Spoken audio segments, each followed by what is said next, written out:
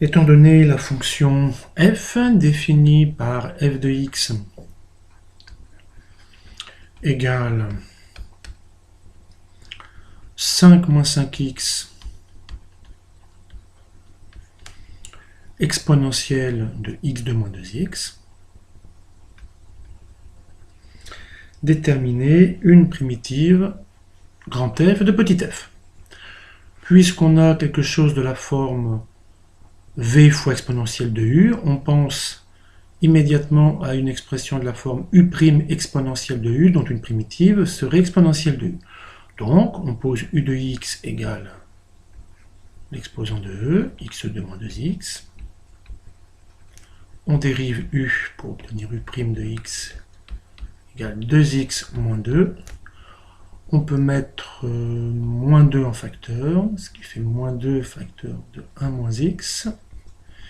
Ensuite, on peut diviser par 5 et multiplier par 5, ce qui fait moins 2 cinquièmes facteur de 5 moins 5x. Et donc, le fameux 5 moins 5x qui est situé devant l'exponentielle de x2 moins 2x, 5 moins 5x, est égal, en conséquence, à moins 5 moins 5 demi du prime de x. Et en conséquence, petit f de x égale moins 5 demi de u' de x exponentielle de u de x. Puisqu'une primitive du prime exponentielle de u est exponentielle de u, on en déduit qu'une primitive grand f de petit f est définie par grand f de x égale moins 5 demi d'exponentielle de u de x, c'est-à-dire en remplaçant u de x par x2 moins 2x, on obtient une primitive grand f de petit f.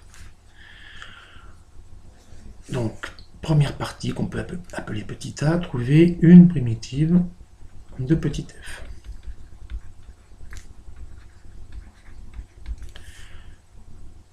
Deuxième partie,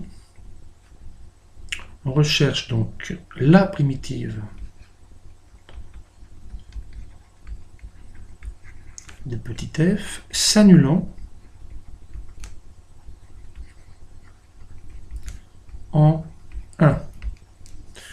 Dans un premier temps, on détermine toutes les primitives de petit f. C'est en fait la primitive initialement trouvée, moins 5 demi exponentielle d'x2 moins 2x, plus un réel cas quelconque.